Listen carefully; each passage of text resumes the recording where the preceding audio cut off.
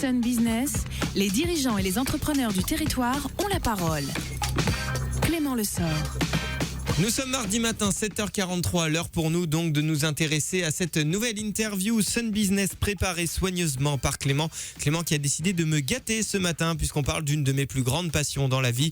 Oui, j'ai une vie trépidante, on va parler de fromage. Eh bien écoute, j'en suis ravi Thomas, je pense que d'autres auditeurs se retrouveront dans cette appétence. Mardi 15 mars, Tentation Fromage, une fromagerie en ligne, je disais il y a quelques instants, qui propose au choix des plateaux ou des box par abonnement. Je disais bien, effectivement, vous avez bien entendu, du fromage au détail vendu en ligne, eh bien aux particuliers et sans doute aux professionnels. On le verra avec Aline Boutello qui est la cofondatrice de ce projet et sa responsable marketing. Elle est avec nous dans nos studios pour ce nouveau numéro de Sun Business. Bonjour Aline. Bonjour Clément, bonjour Thomas. Et merci d'avoir accepté mon invitation pour ce nouveau numéro de Sun Business. Je voudrais qu'on revienne sur cette histoire entrepreneuriale. Ça commence avec quatre collaborateurs. Et l'histoire, c'est quoi? Vous allez nous pitcher tout ça. Ça commence sur les bancs d'Audencia où vous rencontrez vos associés, c'est bien ça? Exactement. Oui, j'ai rencontré Mathieu, Alexandre et Thomas à Audencia alors qu'on faisait une formation en entrepreneuriat. Et c'est là que l'idée a émergé parce qu'on est tous les quatre des grands passionnés de fromage et de produits de terroir en général. Et c'est pour ça qu'on a voulu lancer Tentation Fromage de façon à faire connaître un savoir-faire de producteurs qui ne sont pas forcément référencés dans les supermarchés, dans les fromageries traditionnelles et à offrir une véritable découverte à nos clients. Alors on va revenir sur la spécificité de vos produits. Je voudrais vous poser une question toute simple mais qui m'intéresse évidemment et qui nous intéresse particulièrement à Sun Business. Comment est-ce qu'on devient jeune entrepreneur? Est-ce que c'est dans l'ADN? Est-ce que c'est une culture familiale? Est-ce que c'est votre formation?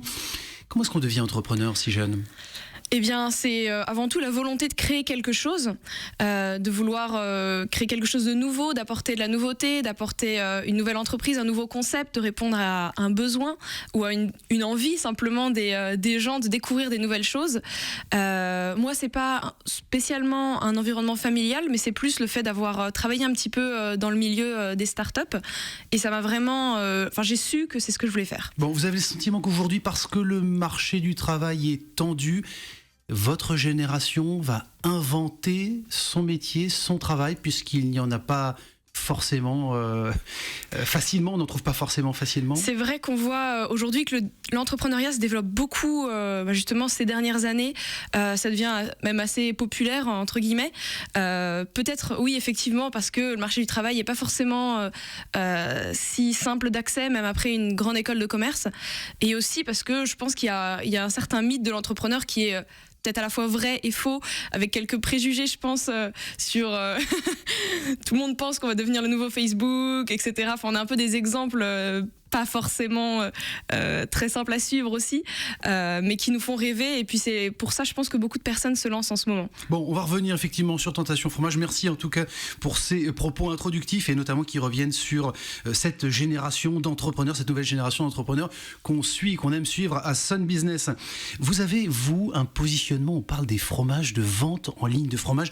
Vous avez un positionnement, vous, fort, avec une approche découverte, valorisation des producteurs, des territoires. C'est ça la valeur ajoutée de Tentation Fromage, avec même une transparence sur les process de fabrication. C'est ça la valeur ajoutée de votre business, de votre projet. Exactement, c'est même plus qu'une valeur ajoutée, c'est la raison d'être du projet. C'est vraiment la raison pour laquelle on a voulu lancer l'entreprise. C'était vraiment en constatant que simplement, vous allez chez votre fromager, il ne saura pas forcément vous dire qui est le producteur de son Saint-Nectaire, de son brie. Nous, ce qu'on voulait faire valoir, c'était un savoir-faire des producteurs et vraiment l'origine, la véritable origine du produit. Parce qu'aujourd'hui, on cherche à savoir d'où viennent les produits qu'on mange. Et c'est vraiment ça qu'on cherchait à mettre en valeur chez Tentation Fromage. D'une part, en sélectionnant uniquement des producteurs vraiment d'exception qui travaillent vraiment dans des conditions traditionnelles, des caves naturelles, des process vraiment ancestraux pour certains fromages, c'est des milliers d'années de savoir-faire et faire valoir ça permettre aux personnes de découvrir ce qu'il y a derrière un produit qu'on connaît tous, mais qu'on ne connaît pas si bien que ça au final. Alors vous misez sur la qualité de vos produits, sur l'authenticité, sur le capital culturel, en tout cas patrimonial et gastronomique français de notre territoire. Vous êtes sur quel positionnement prix ? Pas d'objectif de volume, mais des marges importantes à la clé.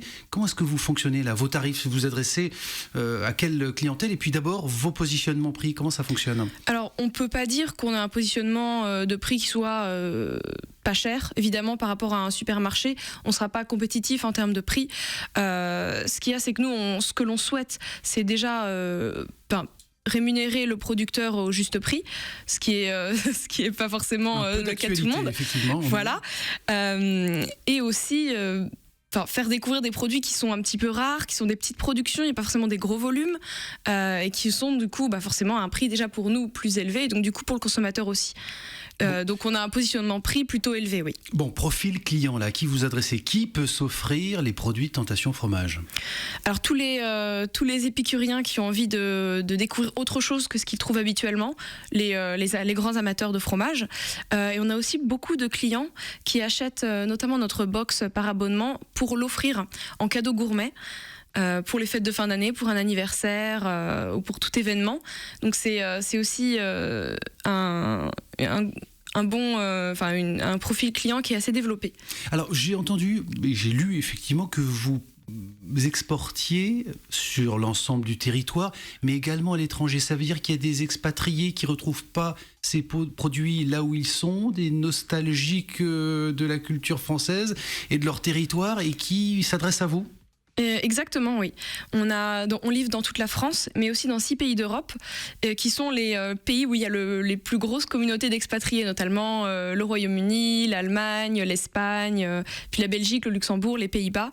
Donc vraiment, et c'est effectivement souvent des Français qui sont expatriés, qui vont pas du tout trouver les bons produits de notre terroir là-bas, ou simplement des personnes qui veulent envoyer des bons fromages à des amis étrangers pour leur faire découvrir.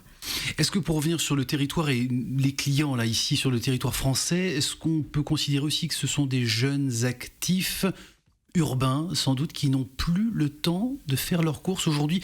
Vous misez aussi sur cette nécessité, ou en tout cas sur la praticité de pouvoir commander en ligne ces produits du quotidien, de consommation quotidien. Alors ce sont des jeunes urbains, plutôt des femmes. Par contre, c'est pas vraiment, on n'est pas sur les personnes qui n'ont plus le temps d'aller par exemple en fromagerie. On va pas du tout remplacer la fromagerie. Au contraire, on vient en complément. C'est vraiment une offre de découverte, plus qu'une offre de consommation quotidienne de fromage. Vous livrez donc en France et en Europe, je l'ai dit, des produits en livraison aussi outre-Atlantique. Par la commande de plateau, vous êtes sur un délai de 48 heures, c'est bien cela ? Oui. C'est plutôt rapide, mais est-ce que c'est assez rapide pour le consommateur de plus en plus exigeant sur les délais ? Alors, on peut toujours choisir de se faire livrer en 24 heures, on le propose. Généralement, les gens préfèrent le 48 heures, mais de toute façon, en Europe, on livre systématiquement en 24 heures, puisqu'on a uniquement un service de livraison express. Vous travaillez avec un prestataire en particulier, avec une convention de partenariat, en tout cas, vous avez... louer un partenariat solide avec un livreur disons que pour le 48 heures, on est sur le Socolissimo, donc la Poste. On peut se permettre de faire ça parce qu'on a un emballage isotherme qu'on a développé sur mesure, de façon à ce que les fromages arrivent dans la boîte aux lettres du client à 4 degrés, la température du réfrigérateur. Donc que ce soit en France ou à Londres ou à Berlin. Sinon, effectivement, on a aussi un livreur express, on utilise tout simplement DHL pour la livraison en 24 heures. Concernant les box, là, on en a parlé, elles fleurissent depuis quelques temps dans de nombreux secteurs, cosmétiques, alimentaires, vestimentaires. Sur votre secteur, vous êtes le premier site web de vente de plateaux de fromage. Est-ce que vous n'avez pas peur de la concurrence ? Est-ce que vous sentez que les choses bougent dans ce secteur très très très pointu que vous occupez là ? Effectivement, les choses bougent dans ce secteur, ce qui est plutôt une bonne nouvelle parce que avoir des concurrents, c'est jamais une mauvaise chose.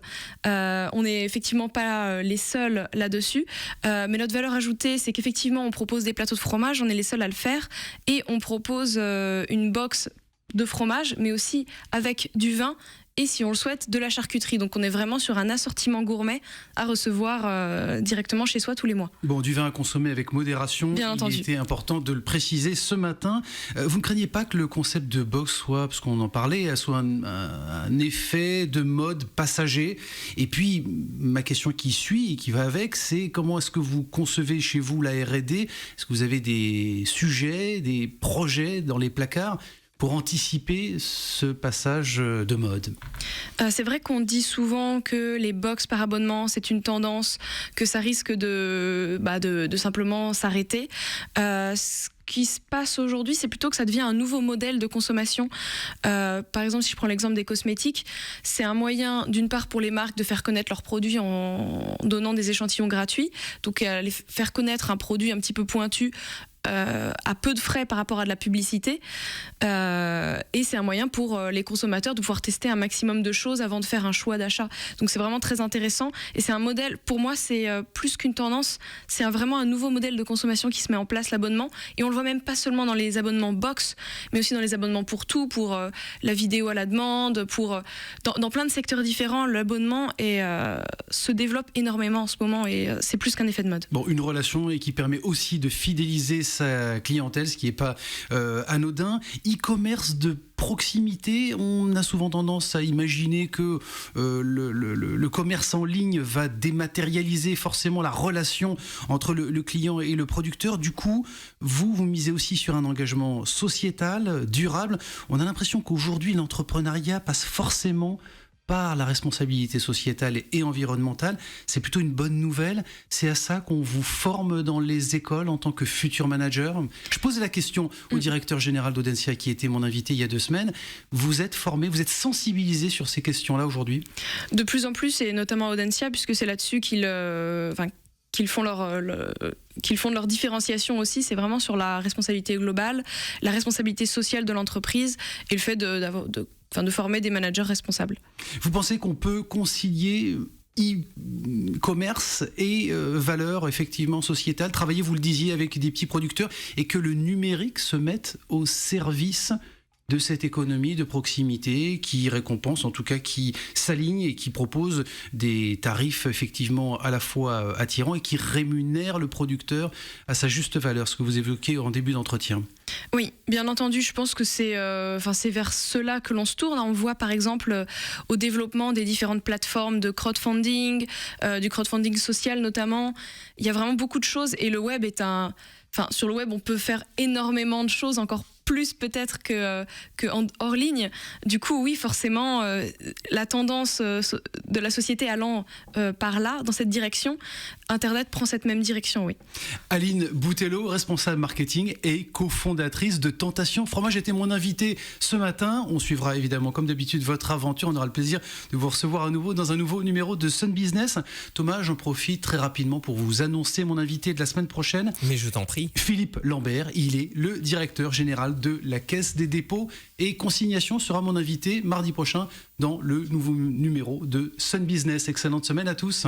Merci Clément, merci Aline Boutello d'avoir été parmi nous ce matin dans le studio de Sun pour ce nouveau rendez-vous Sun Business avec la playlist My Sun Business qui arrivera en 2e heure d'émission avec entre autres Métronomie, Led Zepp et Kaigo au programme. Une interview Sun Business que vous pourrez retrouver sur le site internet de la radio, le www.lesonic.com dans la rubrique Sun Replay.